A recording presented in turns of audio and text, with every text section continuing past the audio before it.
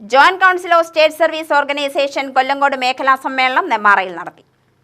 March അവസാനം നടക്കുന്ന ജില്ലാ സമ്മേളനത്തിന്റെയും മെയ് 2-ാം വാരം നടക്കുന്ന സംസ്ഥാന സമ്മേളനത്തിന്റെയും ഭാഗമായാണ് മേഖലാ സമ്മേളനം നടത്തിയത്. മേഖലാ സമ്മേളനം ജോയിന്റ് കൗൺസിൽ സംസ്ഥാന സെക്രട്ടേറിയറ്റ് അംഗം ഡി ബിനിൽ ഉദ്ഘാടനം ചെയ്തു.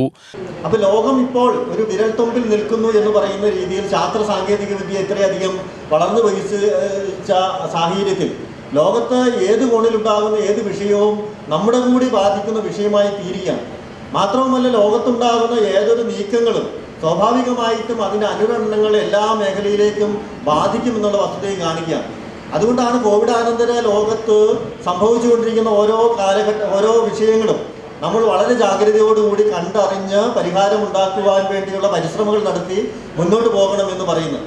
സ്വാഭാവികമായിട്ടും ഞാൻ കോവിഡ് എന്ന് പറയാൻ കാരണം കോവിഡ് ലോകത്തിനെ രണ്ടായി മാറ്റിമറിച്ചു എന്നുള്ളതാണ്. കോവിഡാനന്തര ലോകവും കോവിഡിന് മുൻപുള്ള ലോകവും എന്ന് പറയുവാൻ കഴിയുന്ന തരത്തിൽ ലോകത്തെ മനുഷ്യൻ്റെ ചിന്തകളെ, ലോകത്തെ മനുഷ്യൻ്റെ വ്യാപാരങ്ങളെ, ലോകത്തിലെ മനുഷ്യൻ്റെ നിലനിൽപ്പുകളെ എല്ലാം തന്നെ വലിയ രീതിയിൽ ബാധിച്ചിട്ടുണ്ട്, മാറ്റം വരുത്തിയിട്ടുണ്ട് എന്നുള്ളതാണ്. അപ്പം അണുകുടുംബ സംവിധാനത്തിലേക്ക് മനുഷ്യൻ മാറിയിരിക്കുകയാണ്. ആ അണുകുടുംബ സംവിധാനത്തിൽ നിന്ന് ഓരോ കൊച്ചു മുറികൾക്കകത്ത് ഓരോ ലോകത്തിലേക്ക് മാറുന്ന തരത്തിലേക്ക് മനുഷ്യൻ വീണ്ടും ചുരുങ്ങുന്ന സാഹചര്യത്തിലേക്ക് പോവുകയാണ്. മേഖലാ പ്രസിഡന്റ് പി ശിവപ്രസാദ് അധ്യക്ഷനായി.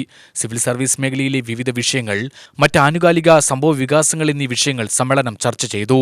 ഫാറൂഖ്, സുദർശനൻ, അംജദ് ഖാൻ, എസ് സുബിൻസി എന്നിവർ പ്രസംഗിച്ചു.